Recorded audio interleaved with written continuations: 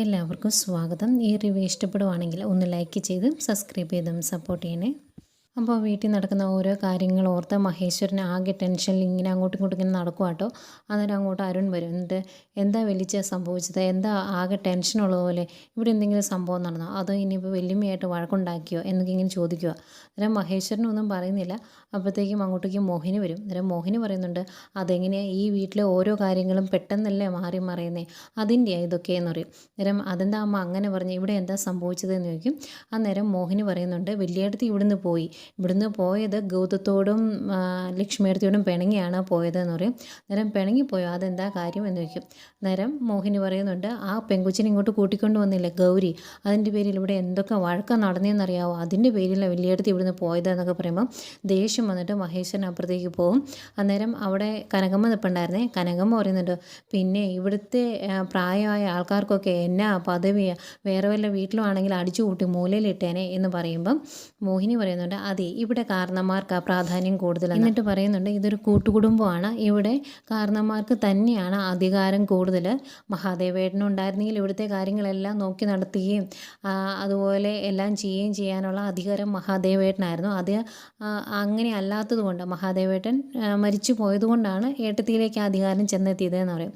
അന്നേരം കനകമ്മ ചോദിക്കും, അങ്ങനെയാണെങ്കിൽ വലിയ കൊച്ചമ്മ പോയ സ്ഥിതിക്ക് ഇനി അടുത്ത അധികാരം കൈമാറുന്നത് ലക്ഷ്മി കൊച്ചമ്മയ്ക്കാണോ എന്ന് ചോദിക്കുമ്പോൾ, അയ്യ ആര് പറഞ്ഞു ലക്ഷ്മിയടുത്തേക്ക് ആ അധികാരം കൈമാറുന്നതെന്ന്, ഇനി ആ കാര്യങ്ങളെല്ലാം ഏറ്റെടുത്ത് നടത്താൻ പോകുന്നത് ഞാനാണ്, അത് മനസ്സുകൊണ്ട് വലിയടുത്തി പോലും ആഗ്രഹിച്ചിരുന്നതാണ് എന്ന് പറയും. അന്നേരം ഓഹോ അങ്ങനെയാണോ, അങ്ങനെയാണെങ്കിൽ ആ രാജപദവി കിട്ടിക്കഴിയുമ്പോൾ എന്നെ മന്ത്രിയേലും ആക്കണം കേട്ടോ എന്ന് പറയുമ്പോൾ, അയ്യോ അടുക്കളക്കാരിയുടെ ആഗ്രഹം കൊള്ളാം, നിങ്ങൾ മര്യാദയ്ക്ക് അടുക്കളയിൽ പോയി കഞ്ഞിയും കറിയും വെക്കുക, ഇവിടെ നിൽക്കുന്നത് കൊതിയും നുണയും പറയാനല്ലേ പോതള്ളേ എന്ന് പറഞ്ഞാൽ കനകമ്മ അവിടെ നിന്ന് പറഞ്ഞു വിടുവാണ്.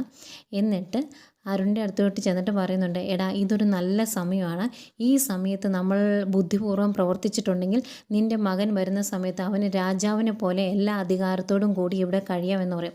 അന്നേരം ദേഷ്യം വന്നിട്ട് അവിടെ തൂക്കിയിട്ടിരിക്കുന്ന ഒരു പൂവെടുത്ത് വലിച്ചെറിഞ്ഞിട്ട് അങ്ങ് പോവാണ് അരുൺ. ഇതെന്താ സംഭവം എന്ന് ഓർത്ത് നിൽപ്പുണ്ട് മോഹിനി. പിന്നെ കാണിക്കുന്നത് നമ്മുടെ നന്ദുമോനെയാണ്. നന്ദുമോൻ ഇരുന്ന് കളിച്ചുകൊണ്ടിരിക്കുമ്പോൾ അങ്ങോട്ടേക്ക് വരുവാണ് ഗൗരി. എന്നിട്ട് പറയും, നന്ദു നീ നിൻ്റെ ഫോണൊന്ന് തരാമോ, എനിക്ക് എൻ്റെ അമ്മയൊന്ന് വിളിക്കാനാണ് എന്ന് പറയും.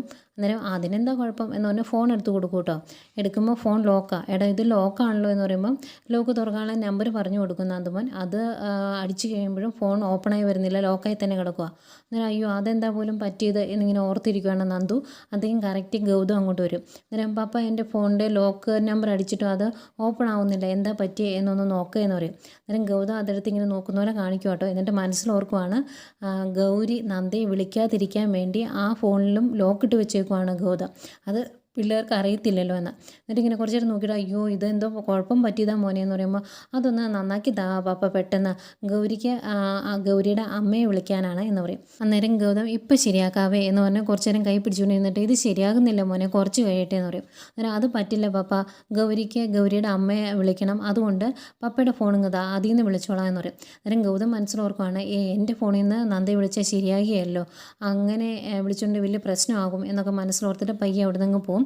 പിന്നെ കാണിക്കുന്നത് നമ്മുടെ നന്ദയാണ്. നന്ദയ്ക്ക് ഫുഡ് കൊണ്ട് കൊടുത്തിട്ടൊന്നും നന്ദ കഴിക്കുന്നില്ല കേട്ടോ. അന്നേരം കോൺസ്റ്റബിൾ വന്നിട്ട് പറയുന്നുണ്ട്, ആ ഫുഡ് എടുത്ത് കഴിക്കുക, ഇനി അതിൻ്റെ പേര് ക്ഷീണമൊന്നും ഉണ്ടാക്കണ്ടെന്ന് പറയുമ്പോൾ എനിക്കതൊന്നും വേണ്ട എന്ന് പറയും. എന്നിട്ട് പറയുന്നുണ്ട്, എൻ്റെ മോൾക്ക് അസുഖമായിരിക്കുന്ന സമയത്താണ് എൻ്റെ കയ്യിൽ നിന്ന് പിടിച്ചുകൊണ്ട് പോയത്, അവൾക്ക് എന്താ പറ്റിയത് എന്നറിയില്ല, ഒന്ന് വിളിച്ച് ചോദിക്കണം, അതിന് ഫോണൊന്ന് തരാമോ, എന്നെ ഒന്ന് സഹായിക്കാവോ എന്ന് ചോദിക്കും. അന്നേരം അവർ പറയുന്നുണ്ട്, എൻ്റെ അടുത്ത് കരഞ്ഞ് ബഹളം വെച്ചിട്ട് ഒരു കാര്യമില്ല, എനിക്ക് സഹായിക്കാനൊന്നും പറ്റില്ല എന്ന് പറയുമ്പോൾ, പ്ലീസ് നിങ്ങളൊരമ്മയല്ലേ എന്ന് പറഞ്ഞാൽ കാല് പിടിക്കും കേട്ടോ. അതൊക്കെ ഇത് എന്നതാ ഇതൊന്നും നടക്കണ കാര്യമല്ല എന്ന് പറഞ്ഞിങ്ങനെ നന്ദയെ പിടിക്കുമ്പോഴേക്കും നന്ദ പെട്ടെന്ന് ഇങ്ങനെ തല കറങ്ങി വീഴും കേട്ടോ. എന്തെങ്കിലും പെട്ടെന്ന് നന്ദയെ അവിടെ ഒരു കസേരയിൽ ഇരുത്തിയിട്ട് അവർ വന്ന് എസ് ഐയോട് പറയും.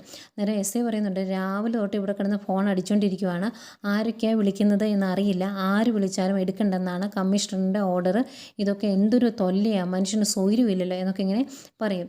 അന്നേരം നിങ്ങൾ എന്തിനാണ് വന്നതെന്ന് അവരോട് ചോദിക്കുമ്പോൾ അവർ പറയുന്നുണ്ട്, അതെ ആ നന്ദ അവിടെ തല കറങ്ങി വീണു, അവർക്ക് തീരെ വയ്യാന്ന് തോന്നുന്നത്, പിന്നെ ഒരുപാട് ടെൻഷനും ഉണ്ടല്ലോ അതുകൊണ്ടായിരിക്കും എന്ന് പറയുമ്പം, തല തല കറങ്ങി വീണവർ അവിടെ കിടക്കട്ടെ, തലകർക്ക് മാറുമ്പോൾ എഴുന്നേറ്റ് പോകുള്ളൂ, അല്ലാതെ എനിക്കൊന്നും ചെയ്യാൻ പറ്റില്ല. കമ്മീഷണറുടെ സ്പെഷ്യൽ താല്പര്യത്തോടെയാണ് ഈ കാര്യങ്ങളെല്ലാം മുന്നോട്ട് പോകുന്നത്. അതിൻ്റെ പേരിൽ എനിക്ക് പൊല്ലാപ്പ് പിടിക്കാൻ പറ്റില്ല എന്നാണ് അങ്ങേര് പറയുന്നത്. പിന്നെ കാണിക്കുന്നത് നമ്മുടെ ഗൗരിയാണ്. ഗൗരി ഇങ്ങനെ വിഷമിച്ചിരിക്കുന്നു. എന്നിട്ട് ഇടയ്ക്കിടയ്ക്ക് ചോദിക്കുന്നുണ്ട്, എൻ്റെ അമ്മ എന്തി, അമ്മേനെ ഒന്ന് വിളിച്ചതാ, എൻ്റെ അമ്മ എവിടെ പോയാലും എന്നെ വിളിക്കുന്നതാ, വൈകിട്ടാകുമ്പോൾ എപ്പോഴും എൻ്റെ അടുത്തോട്ട് വരാറുണ്ട് അമ്മ, എന്നെ സങ്കടപ്പെടുത്താറില്ല ഒരിക്കലും, എന്നിട്ടും എന്താ അമ്മ വരാത്തത് എന്നൊക്കെ ചോദിക്കുകയാണ്. അന്നേരം ഗൗതം പറയും, മോളോട് പറഞ്ഞില്ലേ അമ്മ ഒരു ഡ്യൂട്ടിക്ക് പോയതാണ്, അതുകൊണ്ടാണെന്ന് പറയുമ്പോൾ ഏത് ഡ്യൂട്ടിക്ക് പോയാലും അമ്മ എന്നെ വിളിക്കാറുള്ളതാണ്, ഇതെന്താ വിളിക്കാത്തത് എന്നൊക്കെ ചോദിക്കുകയാണ്. അന്നേരം ഗൗതം ഓരോരോ നുണകൾ പറയുക കേട്ടോ. അമ്മ അവിടെ ക്യാമ്പിലാണ്, വിളിക്കാൻ പറ്റാത്തത് കൊണ്ടാണ് എന്നൊക്കെ പറയുമ്പോൾ ഗൗരി പറയുന്നുണ്ട്, എൻ്റെ അമ്മ എന്നെ ഇതുവരെ വിളിച്ചില്ല, ഒരിക്കലും അങ്ങനെ ചെയ്യുന്നില്ല, എനിക്ക് വിഷമാകുക എന്നൊക്കെ പറയുമ്പോൾ ഗൗതം പറയുന്നുണ്ട്, അതിനെന്തിനാ മോള് വിഷമിക്കുന്നത്, മോൾക്ക് എന്തൊക്കെ കളിപ്പാട്ടങ്ങളാണ് ഇവിടെ മേടിച്ച് തന്നേക്കുന്നത്, അതുപോലെ മോൾക്ക് വേണ്ടി ഒരുപാട് പരിപാടികൾ ഇന്ന് ഞാൻ ചാർട്ട് ചെയ്തിട്ടുണ്ട് എന്നൊക്കെ പറയുമ്പം മോള് പറയുന്നുണ്ട്, എല്ലാ പരിപാടിയും ക്യാൻസൽ ചെയ്തേരെ, ഞാൻ ഓരോരിടത്തേക്കും ഇല്ല, എൻ്റെ അമ്മയെ കാണാതെ ഞാൻ ഓരോരിടത്തേക്കും ഇല്ല എന്ന് പറയുവാണ്. അന്നേരം ഗൗതം പറയുന്നുണ്ട്, അമ്മയെ അങ്ങനെ പെട്ടെന്നൊന്നും കാണാൻ പറ്റില്ല, അവിടെ ചെന്നാലല്ലേ കാണാൻ പറ്റുള്ളൂ എന്ന് പറയും. അന്നേരം ഗൗരിമോള് പറയുന്നുണ്ട്, എൻ്റെ കൂടെ വരാൻ പറ്റുമോ നന്ദുവിൻ്റെ പപ്പയ്ക്ക്, അല്ലെങ്കിൽ വന്നില്ലെങ്കിലും കുഴപ്പമില്ല, ആ അഡ്രസ്സ് എവിടെയാണെന്ന് പറഞ്ഞാൽ മതി, ഞാൻ പൊക്കോളാം എന്ന് പറയും. എന്നിട്ട് നന്ദുവിനോട് ചോദിക്കേട്ടാ നീ എൻ്റെ കൂടെ വരില്ലേന്ന്. അന്നേരം നന്ദു പറയും, ഞാൻ വരത്തില്ല, നമ്മൾ ഇന്നാൾ തന്നെ പോയപ്പോൾ ഉണ്ടായ അനുഭവമൊക്കെ നിനക്കറിയാലോ, അതുകൊണ്ട് നമ്മൾ കുട്ടികളല്ലേ, നമ്മൾ തന്നെ യാത്ര ചെയ്താൽ ശരിയാകില്ല അല്ലേ പപ്പ എന്ന് ചോദിക്കുമ്പോൾ അതേന്ന് ഗൗതം പറയും. എന്നിട്ട് ഗൗതം ആകെ ടെൻഷനിലാട്ടോ മോളിങ്ങനെ വാശി പിടിക്കുന്നതുകൊണ്ട്. പിന്നെ കാണിക്കുന്നത് നമ്മുടെ ആ കോൺസ്റ്റബിളിനെ തന്നെയാണ്. അവർ പോയി പിന്നെയും പറയുവാണ് എസ്ഐയോട്, നന്ദയ്ക്ക് തീരെ പറ്റില്ല, എന്തെങ്കിലും ചെയ്യണമെന്ന് പറയുമ്പം ഞാൻ നിങ്ങളോട് പറഞ്ഞല്ലോ അതൊന്നും എന്നെക്കൊണ്ട് ചെയ്യാൻ പറ്റില്ല, കമ്മീഷണർ സാർ പറയാതെ ഒന്നും ചെയ്യാൻ പറ്റില്ല എന്ന് പറയുമ്പം അവർ പറയുന്നുണ്ട്, സ്റ്റേഷൻ്റെ ചാർജ് സാറിനാണ്, ഇവിടെ കിടന്ന് അവർക്ക് എന്തെങ്കിലും സംഭവിച്ചു പോയിട്ടുണ്ടെങ്കിൽ ഉത്തരം പറയേണ്ടി വരുന്നത് സാറാണെന്ന് പറയുമ്പം ഇതെന്തൊരു തൊല്ലയാണ് എന്ന് പറഞ്ഞാൽ അങ്ങേരെ എഴുന്നേറ്റ് വരും. വന്ന് നോക്കുമ്പോൾ അവിടുത്തെ അവിടെ തലകറങ്ങി നന്ദി ഇരുന്ന കസേര ഉണ്ടല്ലോ, അവിടെ നന്ദിയില്ല, നന്ദ അവിടെ നിന്ന് വിട്ടടിച്ച് പോയി. അന്നേരം നിങ്ങളല്ലേ പറഞ്ഞു ഇവിടെ തലകറങ്ങി കിടക്കുവാന്ന്, എന്ത് ചെയ്യുന്നു ചോദിക്കും. അയ്യോ തലകറങ്ങി ബോധം കെട്ടി വീഴുന്ന കണ്ടോണ്ട് ഞാൻ അങ്ങോട്ട് വന്നതെന്ന് പറയുമ്പോൾ അതൊക്കെ അവർ അഭിനയിച്ചതാണെന്ന് തോന്നുന്നത്, ഇനി ഞാൻ കമ്മീഷണറോട് എന്ത് പറയും എന്ന് പറഞ്ഞാൽ അങ്ങേർക്ക് ഭയങ്കര വിഷമമാണ്. പിന്നെ കാണിക്കുന്നത് നമ്മുടെ അരുണിനെയാണ്. അരുൺ ആകെ വിഷമം, അരുണ് സിഗരറ്റ് വലിക്കുന്നു, മദ്യപിക്കുന്നു, ആകെ ടെൻഷനിലാണ്. അന്നേരം കൂട്ടുകാരൻ പറയുന്നുണ്ട്, നീ ഇങ്ങനെ നിൻ്റെ ശരീരം നശിപ്പിച്ചിട്ട് കാര്യമൊന്നുമില്ല, അവൾക്ക് അങ്ങനെ ഒരു ബന്ധം ഉണ്ടെങ്കിൽ അത് ആരാണ് എന്ന് കണ്ടുപിടിക്കുകയല്ലേ ചെയ്യേണ്ടത് എന്ന് ചോദിക്കും. അന്നേരം അരുൺ പറയുന്നുണ്ട്, അത് എങ്ങനെ കണ്ടുപിടിക്കുമെന്നാണ് നീ പറയുന്നത്, എനിക്കൊരു സൊല്യൂഷൻ പറഞ്ഞതാ, അല്ലെങ്കിൽ എനിക്ക് ഭ്രാന്ത് പിടിക്കുമെന്ന് പറയും. അന്നേരം അയാൾ പറയുന്നുണ്ട്, നീ അവളെ വാച്ച് ചെയ്യണം, അങ്ങനെ എന്തെങ്കിലും അവൾക്കൊരു ബന്ധമുണ്ടോ എന്ന് അറിയണമെങ്കിൽ അതേ നിവൃത്തിയുള്ളൂ, പിന്നെ നിന്നെ അവളെ പറഞ്ഞിട്ടും കാര്യമൊന്നുമില്ല, വീട്ടിൽ അങ്ങനെ ഒരു സ്ത്രീ ഉണ്ടെന്നോ അവൾക്ക് കുട്ടികൾ പോലും ഇല്ലാതെ തനിച്ചാന്ന് നീ അറിയണമായിരുന്നു, നീ കട ജോലി എന്ന് പറഞ്ഞ് ഇങ്ങനെ നടക്കുമല്ലായിരുന്നു, അവളെ ശ്രദ്ധിച്ചിട്ടില്ലല്ലോ എന്ന് പറയും. അന്നേരം അരുൺ ചോദിക്കും, നീ അവളെ ന്യായീകരിക്കുവാണെന്ന് ചോദിക്കുമ്പോൾ ന്യായീകരിക്കുമൊന്നുമല്ല, ഏതായാലും നീ അവളെ വാച്ച് ചെയ്ത് അത് ആരാണെന്ന് കണ്ടുപിടിക്കുക, അല്ലെങ്കിൽ വല്ലവൻ്റെയും കൊച്ചിന് നീ അച്ഛനാകേണ്ടി വരും എന്നൊക്കെ പറഞ്ഞു കൊടുക്കുന്നുണ്ട്. പിന്നെയും കാണിക്കുന്നത് നമ്മുടെ ഗൗരിയെ തന്നെയാണ്. ഗൗരി ആകെ വിഷമിച്ചിരിക്കുക കേട്ടോ. ഓരോ കാര്യങ്ങൾ പറഞ്ഞ് സമാധാനിപ്പിക്കാൻ ശ്രമിക്കുന്നുണ്ട് ഗൗതം. അന്നേരം പിങ്കി ചോദിക്കും, ഗൗതം ഇങ്ങനെ കളത്തരങ്ങൾ പറഞ്ഞ് എത്ര ദിവസം പിടിച്ച് നിൽക്കും, അവൾക്ക് അവളുടെ അമ്മയെ കാണണം എന്ന് പറഞ്ഞാൽ അത് കാണണം, എത്ര കളിപ്പാട്ടം കൊടുത്താലും അവൾ പിന്നെയും അവളുടെ അമ്മയെ അന്വേഷിച്ചുകൊണ്ട് തന്നെ ഇരിക്കുമെന്ന് പറയും. അന്നേരം ഗൗതം പറയുന്നുണ്ട്, അങ്ങനെ എല്ലാ കുട്ടികളും അങ്ങനെ ആകണമെന്നില്ലല്ലോ, അച്ഛന്മാർക്കും അവകാശങ്ങളൊക്കെ ഉണ്ട് എന്ന് പറയും. അന്നേരം പിങ്കി പറയുന്നുണ്ട്, അവകാശമുണ്ട്, ഇല്ല എന്നൊന്നും പറയുന്നില്ല, പക്ഷേ ഗൗതത്തിന് ഒരിക്കലും അവളെ കൂടുതൽ കാലം കയ്യിൽ വെച്ചുകൊണ്ടിരിക്കാൻ പറ്റില്ല, കാരണം അമ്മയും അവളും തമ്മിൽ ഒരു ബോണ്ടുണ്ട്, ആ ബോണ്ടിനെ പറ്റി ഒന്നും ഗൗതത്തിനോട് പറഞ്ഞാൽ ഗൗതത്തിന് മനസ്സിലാകില്ല, ഗൗതം ഇല്ലാതെ നന്ദുവിനെ ഞാൻ മാനേജ് ചെയ്യും എത്ര ദിവസം വേണമെങ്കിലും, പക്ഷേ തിരിച്ച് ഗൗതത്തിന് അത് സാധിക്കുമോ എന്ന് ചോദിക്കും. അന്നേരം ഇങ്ങനെ മിൽക്കസ്യ എന്ന് പറഞ്ഞിരിക്കും കേട്ടോ. അന്നേരം പിങ്കി പറയുന്നുണ്ട്, അതാണ് ഒരു കുട്ടിയും അമ്മയും തമ്മിലുള്ള ബോണ്ട്, അതുകൊണ്ട് ഇപ്പം എന്തൊക്കെ കൊടുത്ത് അവളുടെ മനസ്സ് മാറ്റിയാലും വീണ്ടും വീണ്ടും അവൾ നന്ദയെ അന്വേഷിച്ചുകൊണ്ടിരിക്കുമെന്ന് പിങ്കി പറയുന്നുണ്ട്. ഇതിങ്ങനെയൊക്കെ പറയുമ്പോഴും മോള് പിന്നെയും ഇടയ്ക്കിടയ്ക്ക് ചോദിക്കുന്നുണ്ട്, എൻ്റെ അമ്മ എന്താ വരാത്ത, എത്ര തവണ വിളിച്ചു എന്നിട്ടും അമ്മ ഫോൺ എടുക്കുന്നില്ലല്ലോ എന്നൊക്കെ പറയുന്നുണ്ട് ഗൗരി. അന്നേരം ഗൗതം പറയുന്നുണ്ട്, മോള് വിഷമിക്കുകയൊന്നും വേണ്ട, അമ്മ വരും, പക്ഷേ മോൾ ഇതുവരെ ഭക്ഷണം കഴിച്ചില്ലല്ലോ, ഭക്ഷണം കഴിക്കാന്ന് പറയുമ്പോൾ എനിക്ക് ഭക്ഷണം ഒന്നും വേണ്ട, ഞാൻ അമ്മ വന്നിട്ട് കഴിച്ചോളാം എന്ന് പറയും. അയ്യോ അമ്മ വന്നിട്ട് കഴിച്ചോളാം എന്ന് പറഞ്ഞ് ഇരുന്നിട്ടുണ്ടെങ്കിൽ ശരിയാക്കിയല്ല, മോള് കഴിക്കണമെന്ന് പറയുമ്പം അമ്മ വന്നിട്ട് ഞാൻ കഴിക്കുള്ളൂ എന്ന് പറഞ്ഞ് വാശി പിടിക്കുക കേട്ടോ. അന്നേക്കും പ്ലേറ്റ് കുറച്ച് ഫുഡൊക്കെ ആയിട്ട് നമ്മുടെ ലക്ഷ്മി വരുന്നുണ്ട്. ലക്ഷ്മി ഭക്ഷണം കൊടുക്കുമ്പോഴും മോള് കഴിക്കുന്നില്ല. വേണ്ട, എൻ്റെ അമ്മ വന്നിട്ട് ഞാൻ കഴിക്കുന്നുള്ളൂ എന്ന് പറഞ്ഞിരിക്കുക. എന്നിട്ട് ലക്ഷ്മി പറയുന്നുണ്ട്, അമ്മ അങ്ങ് ദൂരെ ഒരു ജോലിക്ക് പോയതല്ലേ, മോള് ഭക്ഷണം കഴിച്ചില്ലെങ്കിൽ അമ്മയ്ക്ക് സങ്കടമാകുമെന്ന് പറയുമ്പം അതിന് അമ്മ അറിയുന്നില്ലല്ലോ ഞാൻ ഭക്ഷണം കഴിക്കാത്തതൊന്നും. ഒരിക്കലും അമ്മ എന്നെ ഭക്ഷണം കഴിക്കാതെ ഇരിക്കാൻ സമ്മതിക്കാറില്ല. ഞാൻ വേണ്ടാന്ന് പറഞ്ഞാൽ എന്നെ നിർബന്ധിച്ച് എൻ്റെ വായിൽ വെച്ച് തരും. എൻ്റെ അമ്മയ്ക്ക് എന്നെ ഒത്തിരി ഇഷ്ടമാണ് എന്നൊക്കെ ഗൗരി പറയുന്നുണ്ട് കേട്ടോ. അന്നേരം ലക്ഷ്മി പറയും, അതാ പറഞ്ഞേ, ആ അമ്മയ്ക്ക് മോള് ഭക്ഷണം കഴിച്ചില്ലെങ്കിൽ സങ്കടമാവില്ലേ, മോള് കഴിക്കുകയെന്ന് പറയുമ്പോൾ അതല്ലേ പറഞ്ഞത്, എൻ്റെ അമ്മ അത് അറിയില്ലല്ലോ എന്ന് പറയും. അന്നേരം ലക്ഷ്മി പറയും, അങ്ങനെയല്ല, അമ്മമാർക്ക് പ്രത്യേക ഒരു കഴിവുണ്ട്, സ്വന്തം മകൾ ഭക്ഷണം കഴിച്ചോ ഇല്ലയോ എന്ന് ആ കഴിവ് വെച്ച് അമ്മയ്ക്ക് അറിയാൻ പറ്റും. അന്നേരം അമ്മ വിഷമിക്കും, അതുകൊണ്ട് മോള് കഴിക്കുക എന്ന് പറയുമ്പോൾ ഗൗരി ഫുഡ് കഴിക്കുക കേട്ടോ. അത് കാണുകയും ഭയങ്കര സന്തോഷം ഗൗതത്തിന്. അപ്പം ഗൗതം പറയുന്നുണ്ട്, ആ അമ്മ എത്ര നന്നായിട്ട് അവളെ കൈകാര്യം ചെയ്തത്, ഇനിയിപ്പോൾ പ്രശ്നമില്ല എന്ന് പറയുമ്പം പിങ്കി ചോദിക്കും, ഇതൊക്കെ കണ്ട് ഗൗതം സന്തോഷിക്കാൻ പോവാണോ? അതുകൊണ്ടൊന്നും കാര്യമില്ല ഗൗതം, ഈ കളിപ്പാട്ടങ്ങൾ കൊണ്ടൊന്നും ഒരു പ്രയോജനമില്ല. ഇഷ്ടപ്പെട്ട കളിപ്പാട്ടം കുട്ടികൾ എത്ര കാലം കഴിഞ്ഞാലും മറക്കുകയില്ല. പിന്നെയാണോ അമ്മേ? അവളിങ്ങനെ അമ്മയെ ചോദിച്ചുകൊണ്ടേയിരിക്കും. അന്നേരം ഗൗതം എന്ത് ചെയ്യുമെന്ന് ചോദിക്കുക. അന്നേരമാണ് ഗൗതത്തിന് ഫോൺ കോൾ വരുന്നത്. ആ ഫോൺ എടുക്കുമ്പം സ്റ്റേഷനിൽ നിന്ന് SI വിളിച്ചിട്ട് ഇങ്ങനെ നന്ദ ചാടിപ്പോയ കാര്യം പറയും. അന്നേക്കും ഭയങ്കര ദേഷ്യപ്പെട്ട്, നിങ്ങളെ കൊണ്ടൊക്കെ എന്താ പ്രയോജനമുള്ളത്, എവിടെയാണെന്ന് പോയി അന്വേഷിച്ച് കണ്ടുപിടിക്കുക, ഒരു പ്രയോജനമില്ലാത്ത കുറേ എണ്ണങ്ങൾ എന്നൊക്കെ പറഞ്ഞ് കുറേ ചീത്ത പറഞ്ഞിട്ട് ഫോൺ വയ്ക്കും. ഫോൺ വെച്ച് കഴിയുമ്പം പിങ്കി ചോദിക്കും, എന്താ ഗൗതം, എന്താ സംഭവിച്ചതെന്ന് ചോദിക്കുമ്പോൾ ആ നന്ദ അവൾ ലോക്കപ്പിൽ നിന്ന് ചാടിപ്പോയെന്ന്. സ്റ്റേഷനിൽ കുറേമാരുണ്ടായിരുന്നു, അവന്മാരെ കൊണ്ടൊന്നും ഒരു പ്രയോജനമില്ല, ഒരു ആവശ്യ സമയത്ത് ഒന്നിനും ഉപകരിക്കില്ല എന്നൊക്കെ ഇങ്ങനെ പറയുക. അന്നേക്കും ലക്ഷ്മി, ഈശ്വര, അങ്ങനെ അവിടുന്ന് ഇറങ്ങി പോയിട്ടുണ്ടെങ്കിൽ നന്ദ ഇങ്ങോട്ട് വരുമോ മോനെ, ഇങ്ങോട്ട് വന്ന് ഗൗരിമോളെ കൂട്ടിക്കൊണ്ട് പോവുമോ എന്ന് ചോദിക്കുക.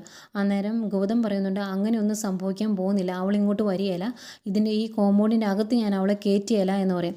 അന്നേരം പിങ്കി പറയും, ഒരിടത്തേക്കും പോകില്ല, നന്ദ ഇങ്ങോട്ട് തന്നെ വരും എന്ന് പറയുമ്പോൾ അങ്ങനെ വരാനുള്ള ധൈര്യം അവൾക്കുണ്ടോ, ഞാനിവിടെ പോലീസുകാരെ കാവൽ നിർത്തുമെന്ന് പറയും. അന്നേരം പിങ്കി പറയുന്നുണ്ട്, അമ്മമാരുടെ ധൈര്യത്തെക്കുറിച്ച് ഗൗതത്തിന് വലിയ പിടിയില്ല എന്ന് തോന്നുന്നു, അതുകൊണ്ടാണ് ഇങ്ങനെയൊക്കെ സംസാരിക്കുന്നത്. അമ്മമാർ സ്വന്തം മക്കൾക്ക് വേണ്ടി ഏത് ചെകുത്താനോടും യുദ്ധം ചെയ്യും, ഏത് നരകത്തിൻ്റെ വാതിലാണെങ്കിലും തള്ളി തുറന്ന് ചെല്ലും അവരുടെ മക്കൾക്ക് വേണ്ടി. ഇതിപ്പം എൻ്റെ നന്ദുമോനെ ആരെങ്കിലും പിടിച്ചു വെച്ചിട്ടുണ്ടെങ്കിൽ ഞാൻ സമാധാനത്തോടെ ഇരിക്കുമോ? ഇല്ല, എന്നെക്കൊണ്ട് പറ്റുന്നതൊക്കെ അവനെ രക്ഷിക്കാൻ വേണ്ടി ചെയ്യും. അത് തന്നെ നന്ദയും ചെയ്യും, നന്ദി ഇങ്ങോട്ട് വരും എന്ന് പറയും.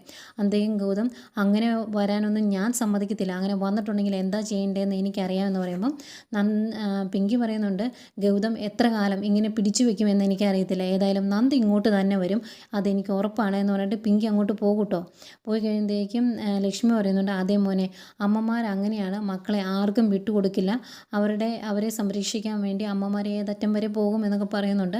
എന്നിട്ട് ഇതൊക്കെ കേട്ട് ആകെ ടെൻഷൻ ആവുകയാണ് ഗൗതം. പിന്നെ കാണിക്കുന്നത് ഗൗതം ഗൗരിമോളുമായിട്ട് കളിച്ചുകൊണ്ടിരിക്കുകയാണ്. ഗൗരിമോളുടെ മനസ്സിൽ ഒരിക്കലും നന്ദയെപ്പറ്റിയുള്ള ചിന്ത പോലും വരാതിരിക്കാനാണ് ഗൗതം ശ്രമിക്കുന്നത്.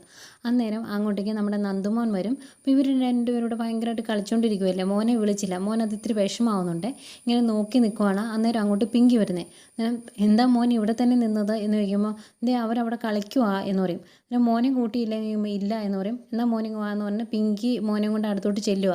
അന്നേരം എന്നെയും കൂടെ കൂട്ടാവോ ഗൗരിമോളെ എന്ന് ചോദിക്കുവാണ് ഗൗരിയോട്. അന്നേരം അതിനെന്താ നീയും വാടാ എന്ന് പറഞ്ഞാൽ അവർ കളിക്കാൻ തുടങ്ങുവാണ്. അന്നേരം നമുക്ക് അപ്പുറത്ത് പോയി കളിക്കാന്ന് പറഞ്ഞാൽ പിള്ളേർ രണ്ടുപേരും അപ്പുറത്തേക്ക് പോകും. അവരിങ്ങ് പോയി കഴിയുമ്പോഴേക്കും പിങ്കി ചോദിക്കുന്നുണ്ട്, ഗൗതം ഇതുകൊണ്ടൊക്കെ എന്താ ഉദ്ദേശിക്കുന്നത്, കുറേ കളിപ്പാട്ടങ്ങളും കൂടുതൽ കെയറിങ്ങും ഒക്കെ കൊടുത്ത് അവളുടെ മനസ്സിൽ നിന്ന് നന്ദയെ മാറ്റാന്നാണോ? അതൊന്നും ഒരിക്കലും ഗൗതത്തിന് സാധിക്കില്ല എന്ന് പറയുമ്പോൾ ഗൗതം പറയുന്നുണ്ട്, പറ്റുമെന്ന് ഞാനൊന്ന് നോക്കട്ടെ, അമ്മമാരുടെ സ്വത്ത് മാത്രമല്ലല്ലോ മക്കൾ എന്നിങ്ങനെ പറയും. അന്നേരം ഗൗതം എന്താ ഉദ്ദേശിച്ചേക്കുന്നതെന്ന് എനിക്കറിയില്ല. ഏതായാലും ഒരു കാര്യം ഞാൻ പറഞ്ഞേക്കാം, ഗൗരിമോളെ കെയർ ചെയ്യുന്നതുകൊണ്ട് എനിക്കൊരു കുഴപ്പമില്ല, അതിൻ്റെ പേരിൽ നന്ദുവിനെ അവോയ്ഡ് ചെയ്യരുത് എന്ന് പറയും. അന്നേരം ഗൗതം ചോദിക്കും, പിങ്കി എന്താ ഉദ്ദേശിച്ചത്, എനിക്ക് മനസ്സിലായില്ല എന്ന് പറയുമ്പോൾ, എന്ത് മനസ്സിലാക്കാൻ, ഇതിനു മുമ്പ് ഗൗതം വീട്ടിലുള്ള സമയത്ത് ഒരു മിനിറ്റ് പോലും മോനെ കാണാതിരിക്കില്ലായിരുന്നു, അവൻ എവിടെയെങ്കിലും മാറിയിട്ടുണ്ടെങ്കിൽ അന്നേരം മോൻ എന്ത് ചെയ്യുന്നു ചോദിച്ച് അന്വേഷിച്ച് അവനെ കൂടെ നിർത്തും, അല്ലെങ്കിൽ എന്നോട് വന്ന് ചോദിക്കും. ഇപ്പം ഇതൊന്നും ഞാൻ കാണുന്നില്ല എന്ന് പറയുമ്പോൾ, അത് ഞാൻ മോളെ കുറച്ച് കൂടുതൽ ശ്രദ്ധിച്ചത് കൊണ്ടാണ് എന്ന് പറയും. അന്നേരം പിങ്കി പറയുന്നുണ്ട്, ശ്രദ്ധിച്ചോ, പക്ഷേ അതിൻ്റെ പേരിൽ നന്ദുവിന് വിഷമം ഉണ്ടാക്കാൻ ഞാൻ സമ്മതിക്കത്തില്ല. ഇപ്പം തന്നെ ഇവിടെ വന്ന് ആ മോൻ എത്ര നേരം നോക്കി നിന്നെന്നറിയാവോ, എന്നിട്ട് ഗൗതം കണ്ടോ എന്ന് ചോദിക്കും. അന്നേരം ഞാൻ ശ്രദ്ധിച്ചില്ല എന്ന് പറയുമ്പം പിങ്കി പറയുന്നുണ്ട്, ആ ശ്രദ്ധക്കുറവിനാ ഗൗതം അവഗണന എന്ന് പറയുന്നത്, ആ അവഗണന അവനോട് കാണിക്കരുത്. ഗൗതം ഒരു കാര്യം മനസ്സിലാക്കുന്നത് നല്ലതാണ്, നന്ദ ഇങ്ങോട്ട് വന്നു കഴിഞ്ഞാൽ മോളെ കൂട്ടിക്കൊണ്ട് പോകും. ഗൗതം എത്രയ്ക്കോ എതിർത്താലും ഗൗരി നന്ദയുടെ കൂടെ പോവുക തന്നെ ചെയ്യും. അപ്പോഴും ഗൗതത്തിനെ ചുറ്റിപ്പിടിച്ച് കൂടെ നിൽക്കാൻ നന്ദുമോൻ മാത്രമേ കാണുള്ളൂ, ഞങ്ങളെ കാണുള്ളൂ, അത് ഗൗതം മനസ്സിലാക്കുന്നത് നല്ലതാണ് എന്ന് പറഞ്ഞിട്ട് പിങ്കി അങ്ങോട്ട് പോവുകയാണ്. അന്നേരം അതിനെപ്പറ്റി കുലങ്കഷമായിട്ട് ചിന്തിച്ചുകൊണ്ട് നിൽക്കുന്ന ഗൗതത്തെ കാണിച്ചുകൊണ്ട് ഇന്നത്തെ എപ്പിസോഡ് അവസാനിക്കുന്നു.